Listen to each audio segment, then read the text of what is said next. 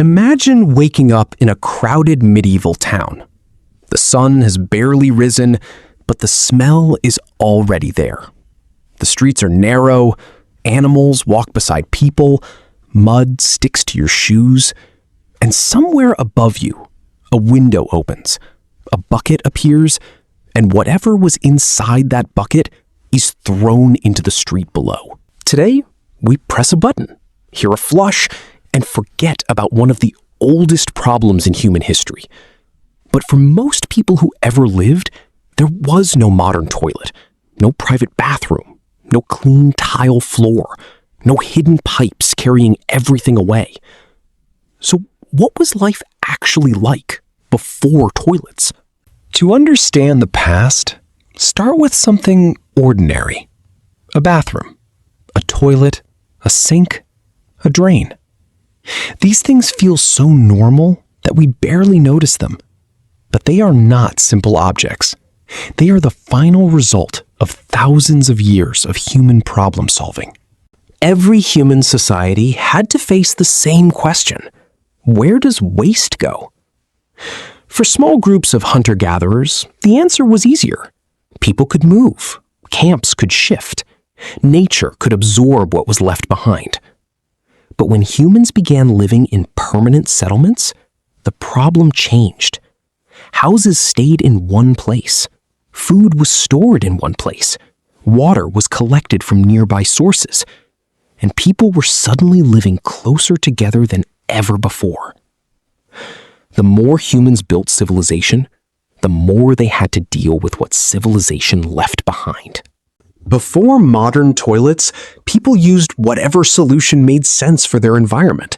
A simple hole in the ground, a pit outside the home, a clay container, a drainage channel, a shared latrine, a chamber pot kept indoors for the night.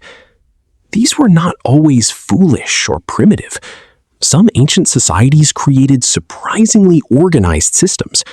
In some places, people built drains, channels, and early sanitation structures to move waste away from living spaces. But the same problem remained. Removing waste was only half the battle. Keeping it away from water, food, and people was much harder. As cities grew, sanitation became a sign of organization. A city could have walls, markets, temples, and palaces, but if it could not manage waste, daily life could become unbearable. Some ancient cities built drainage systems beneath streets. Some homes had washing areas connected to channels. Some palaces had early forms of flushing or water movement. These systems were not modern plumbing, but they show something important. Humans understood very early that waste had to be controlled. Civilization was not only about monuments, it was also about drains. Then there was Rome. In parts of the Roman world, public latrines could be shared spaces. Imagine a long stone bench with holes cut into it. No private stalls like today.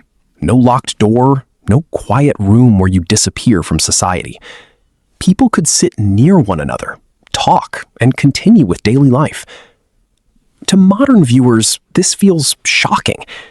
But privacy is not the same in every culture or every time period. What seems embarrassing now could feel ordinary somewhere else. The Roman latrine reminds us that toilets are not just technology, they are culture. Some Roman latrines used flowing water beneath the seats to carry waste away. Nearby channels could also move water through the space.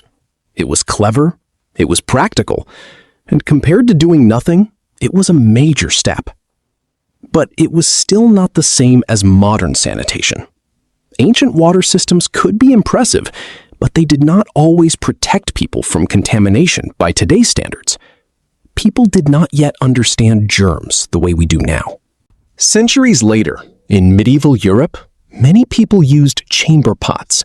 A chamber pot was simple, a container kept inside the home, especially useful at night when going outside was cold, dark, or unsafe. But once the pot was full, the problem came back. It had to be emptied somewhere. Depending on the place, time, and rules of the town, Waste might go into a pit, a cesspool, a gutter, or a designated dumping area. The medieval street was not just a road. It could be a workplace, a market, a path for animals, a drainage route, and sometimes a place where unwanted things ended up. Rain could mix with mud. Animals could leave waste behind. People carried food, water, tools, and laundry through the same crowded spaces. In a world without modern public sanitation, the street was part of the system, but often a messy and dangerous part. This is why the history of toilets is also the history of cities. When people live close together, cleanliness becomes a shared responsibility. Castles had their own solutions. Some used garderobes, small toilet rooms built into castle walls. Waste could drop down into a pit, a moat, or an outer area below. To us, that sounds crude, but in its time, it gave certain people something many others did not have: separation. The waste left the room. The smell was reduced. The person had more privacy than someone using a shared outdoor space. Even before modern toilets, bathroom access could reveal your social rank. The rich could hide the problem better. A wealthy household might have servants to empty chamber pots. A castle might have built-in toilet spaces. A palace might have more advanced drainage. But poor families often had fewer choices. They might share facilities. They might use outdoor spaces. They might live closer to bad smells, dirty water, and crowded streets. This is one of the strangest truths about sanitation. Even waste had a class system. The bathroom was never just about the body. It was about power, comfort, privacy, and who had to deal with the dirty work. And then there were the people whose job was to remove what everyone else wanted to forget. In different times and places, workers cleaned latrines, emptied cesspits, hauled night soil, and handled the unpleasant side of city life. These jobs were difficult, low status, and often dangerous. But without them, towns could not function. History often remembers kings, generals, and inventors. But cities also depended on people who worked in the shadows, doing the jobs nobody wanted to see. The smell was obvious. The danger was not. When waste entered water sources, sickness could spread. People might drink from wells, rivers, or pumps without knowing they were connected to contamination nearby. For much of history, people did not understand bacteria, viruses, or microscopic causes of disease. That does not mean they were stupid. They simply lived before the science existed to explain the invisible world. They knew bad smells were suspicious. They knew dirty places could feel dangerous. But the true enemy was smaller than the eye could see. As cities became larger, the old methods became harder to ignore. More people meant more waste. More waste meant more smell, more contamination, and more pressure on public life. Eventually, the solution could not just be a pot, a pit, or a street channel. The solution had to become a system. This was the turning point.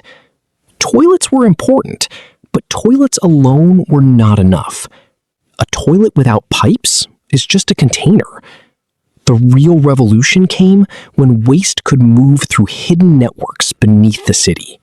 The flush changed the emotional experience of waste. For the first time, the problem could disappear instantly from the room. With water, pipes, drains, and sewers, the bathroom became private in a new way. You did not have to carry the waste out. You did not have to smell it for long. You did not have to see where it went. But that convenience also created an illusion. It made waste feel like it vanished. In reality, it only moved somewhere else, into one of the most important hidden systems humans have ever built. Modern cities are built in layers. Above ground, we see roads, homes, offices, restaurants, and schools. Below ground, there are pipes, drains, tunnels, treatment systems, and networks most people never think about. Every flush depends on this hidden world. That is what makes modern sanitation so powerful. It does not just give people comfort. It allows millions of people to live close together without drowning in the consequences of their own waste.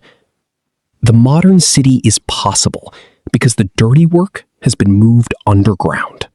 Today, the bathroom is one of the most private rooms in the home. We close the door, we turn on the light, we use water, soap, tissue, drains, and ventilation. Then we leave like nothing happened. That privacy is modern. That cleanliness is modern. That feeling of forgetting is modern. For most of human history, people could not forget. The problem stayed close, in the pot, in the pit, in the street, in the water, or in the air. So when we imagine the past, we should not only picture castles, kings, battles, and temples. We should picture the ordinary problems that shaped ordinary lives. Because civilization was not only built by people who reached for the stars, it was also built by people trying to keep the ground beneath their feet clean. And maybe one of the greatest inventions in history is the one we use every day, then immediately forget.